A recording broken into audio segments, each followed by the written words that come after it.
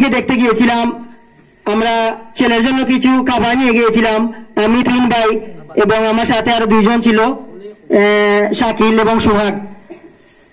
ছেলেটিকে দেখে আমরা কান্নায় ভেঙে পড়ি, 3 ভাইও কান্নায় ভেঙে পড়েন। পরিশেষে মুনাজাত করে ছেলের জন্য দোয়া করে আমরা চলে আসি। ছেলেটি এখন সুস্থ হয়ে ওঠেনি, তার যে জায়গায় অপারেশন হয়েছিল সেই জায়গায় পছন্দ রয়েছে, আপনারা খোঁজ নিলে জানতে পারবেন। লামা লাম্মা, ছেলেটির নাম ইসমাইল।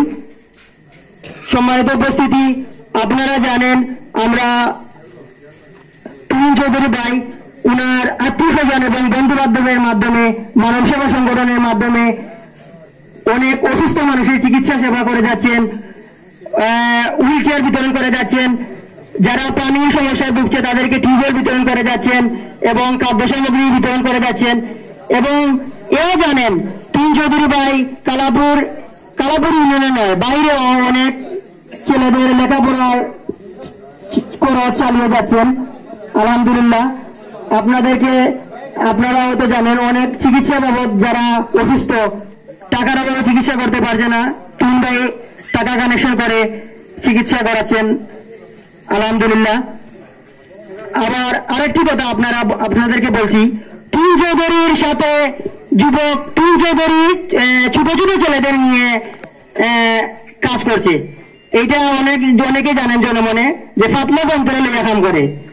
আসলে কথা এটা নয়, কথা হলো তুহিন চৌধুরী যে সাবেক চেয়ারম্যান শফিকুর রহমান, উনি তরুণদের নিয়ে কাজ করতেন, তুহিন চৌধুরী তরুণদের নিয়ে কাজ করেন।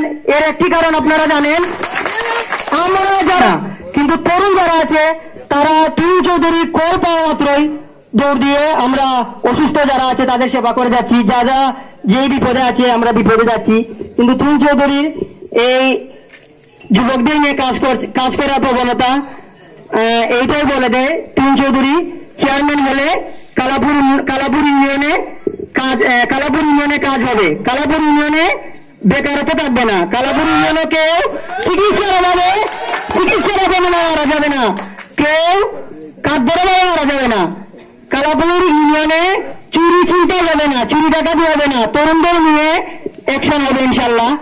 সম্মানিত উপস্থিতি, এ পর্যায়ে আমি বক্তব্য রাখার জন্য সবিনয় অনুরোধ করছি 5 নং কালাপুর ইউনিয়ন পরিষদ নির্বাচনে 3 নং ওয়ার্ডের চেয়ারম্যান পদপ্রার্থী জনাব হাফিজুর রহমান চৌধুরী তুহিন ভাইকে বক্তব্য রাখার জন্য সবিনয় অনুরোধ করছি।